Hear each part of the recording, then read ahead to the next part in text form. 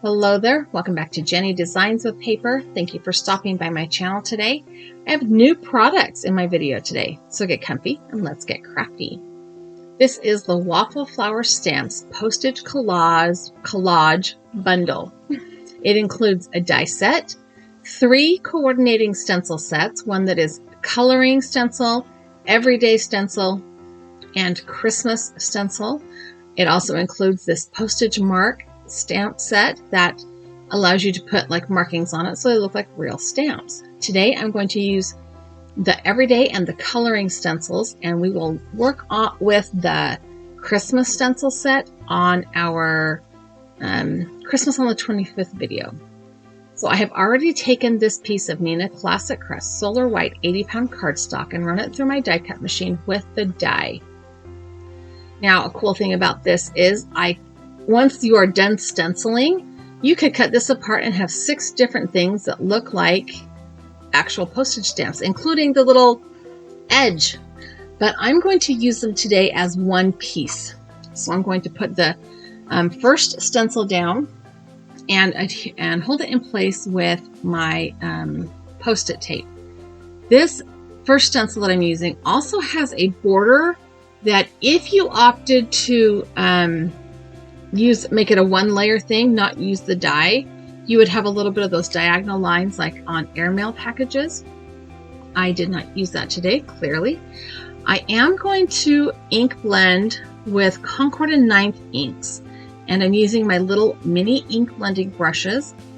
Each section has 2 colors for this stencil set, and in order to keep them from clashing with each other, I am going in kind of a rainbow order. There is no rhyme or reason as to, like, some sections I picked the lightest ink, some I picked the darkest ink. I don't know. Concord and 9th mini cubes, they have 3 and 4 colors per color group. I just grabbed whichever one I wanted to work that was in my next color group. I am using a little ink blending brushes so that I can not overlap. Unfortunately, there is a little bit of orange in my green there, but the green was dark enough it's not that big of a deal. While ink blending here, I want to ask you a question, because I don't need to talk about all the ink blending, right? But how invested are you in your technique? Like, for many, many years, I was just a pattern paper card maker, right? I didn't use stamps or dies or ink. I just used my Cricut if I needed something cut out, and I used pattern paper. And you can make some really cool scene cards with the Cricut machine. And then I evolved and I tried coloring, and I really like coloring with Copic markers.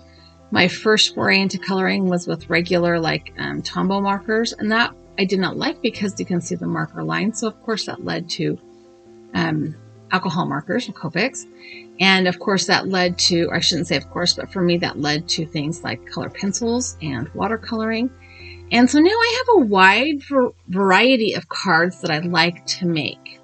My question is, how married are you to your technique? I know people that only do coloring, or only do paper piecing, or only do pattern paper. So what is your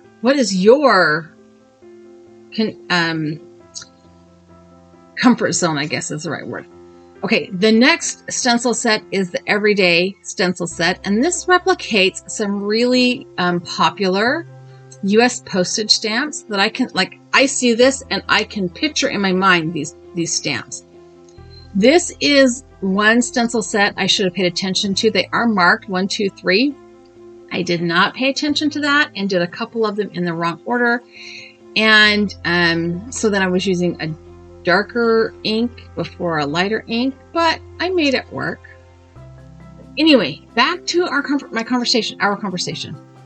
I feel like I'm talking to myself a little bit here because I kind of am, but how married to your technique are you? I'm just curious because sometimes I feel like I am all over the place. Some days I want to just sit and color. Some days I want to do quick and easy. Some days I want to go super intricate and detailed. And I feel like that sometimes that makes me a little bit of a spastic crafter. But I get bored easily. So I need to change up what I'm doing. So here is one. This is clearly labeled stencil 3, I think. I don't even know.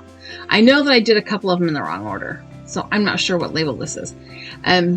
But it's okay because I was able to fix it with ink. And the reality is it's just paper, right? Paper has 2 sides.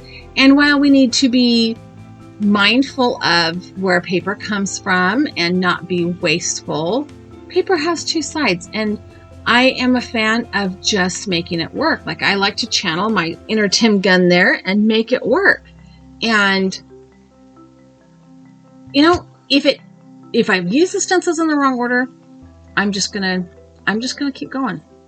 I'll figure out, because there is no mess up that a little bit of bling can't hide, right? I can throw a sequin on it. I can, all the things. This last stencil I'm using here, that flower or the leaf in the top left corner, it has a mask to it in that stencil part. So I did have to kind of pounce more than blend at the top of that rectangle. But see, you just figure it out. But anyway, let me know in the comments below, how married to your technique are you? Are you easily bored like I am and you have to change things up? Do you like to try all of the things? Do you have a few things in your craft room that you just always stick with because that's what makes you happy? I want to hear about it. I want to hear what kind of crafter you are. All right, so the next step in this is to take this postage stamp set and put little postage marks and dollar amounts or cent amounts. Back when, postage was cents. We're pushing, 60 cents now, and it's going to go up again in January. Yeah, I can remember when it jumped to 29 cents, and I thought that was a highway robbery. But, everything gets more expensive. It's unfortunately, the reality of the world we live in right now. Inflation is a thing, and things are getting expensive, including postage. Here's another question for you that I've been thinking about as I was working on these particular products. Does the cost of postage change the number of cards you mail out? Like I have said it before, I have a huge family. I am one of 10 siblings. My husband is one of 7 children. We have lots of in-laws, lots of nieces, lots of nephews. We also have lots of friends because when my husband was in the military, we moved lots of places. And so we have lots of people that we keep in contact with Christmas cards and birthday cards and things like that. So has the price of postage deterred the number of cards that you make and mail out? I'm curious about that. I was thinking about that the other day, and for me, it has not. It's just something I go with. All right, card assembly. I am not cutting these stamps apart. I am actually going to just adhere them as one block right on the front of this yellow card panel, or card base rather. I kind of picked a yellow out of my stash that matched that yellow, the darker yellow polka dots there. And I'm going to put a piece of copy paper on the inside for a place to write, my card liner. And that's the whole first card. So the second card, same thing. I picked a pink that kind of went with the envelope in that middle section on the top.